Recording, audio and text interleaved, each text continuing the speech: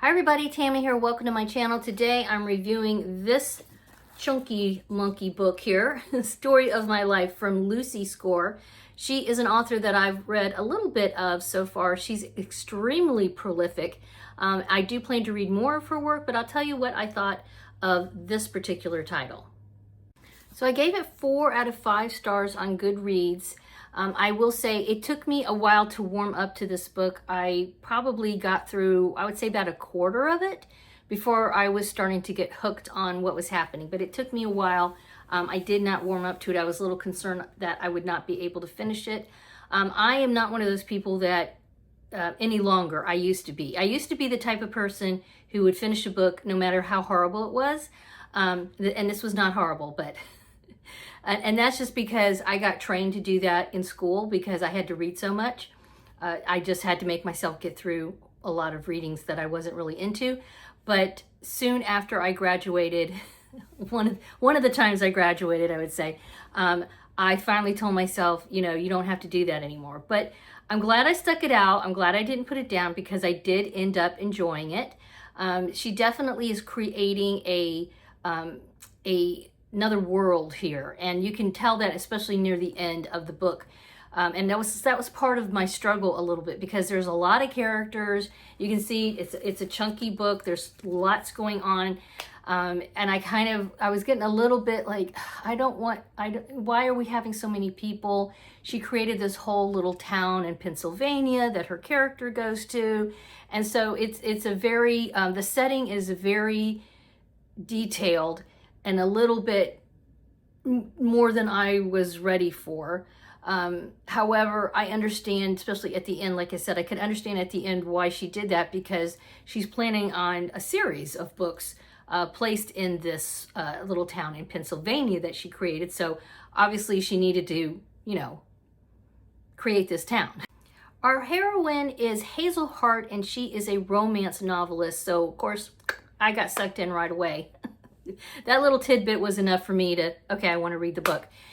And at the beginning of the novel, Hazel is winding down from a horrible relationship with her husband, who she's getting divorced from. He's taking over their apartment in New York. And so she decides she's going to get out of there and go move off to a little small town in Pennsylvania called Story Lake. She also has lost her writing mojo for a couple of years. So, and her editor is, you know, bugging her. Her publishing company is like, you better write something. You've got a contract. And then her BFF Zoe is her agent, literary agent, and she also goes along on the trip to Story Lake with Hazel.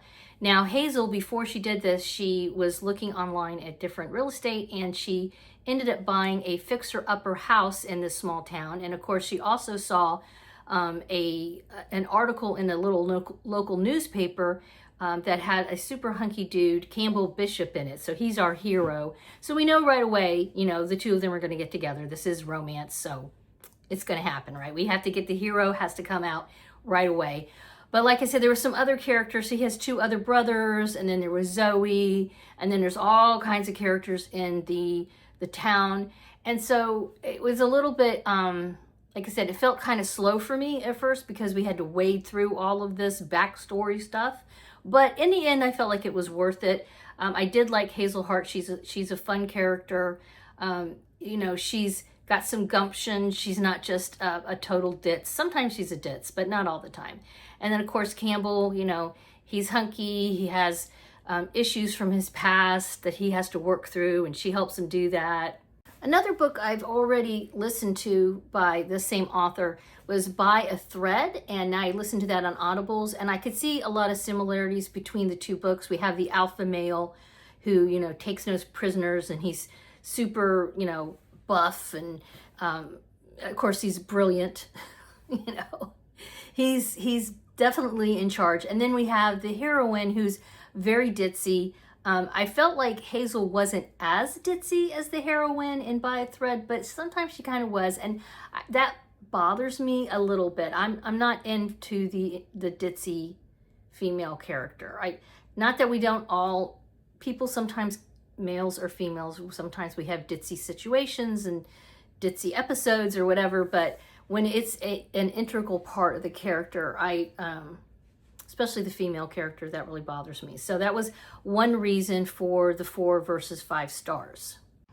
Another reason why I dinged her 1 star had to do with the just overall feel like the novel could have been tightened up a bit.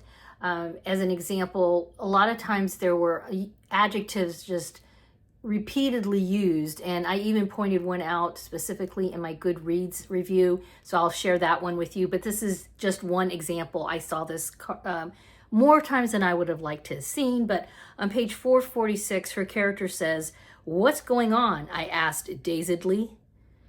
Okay, so she said dazedly. Okay, so I'm like, okay, that's a little weird, right? And then on the very next page, okay, 447, we have it again. "Hang on, you're not all mad at me for making Summerfest an epic failure?" I asked dazedly.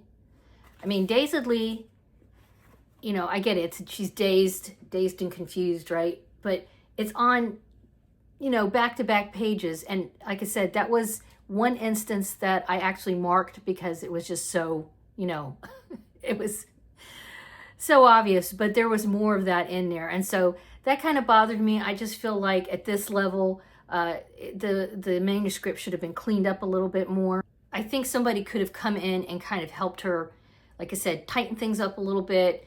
We don't need the same repetitive adjectives over and over again.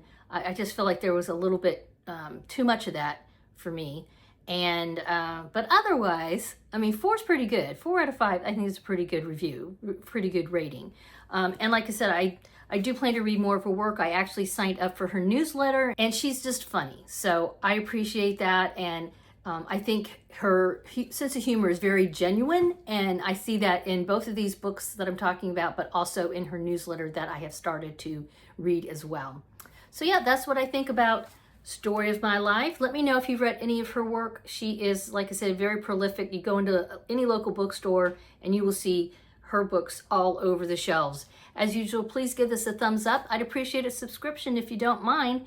And thanks for seeing what's on my shelf today. Bye-bye.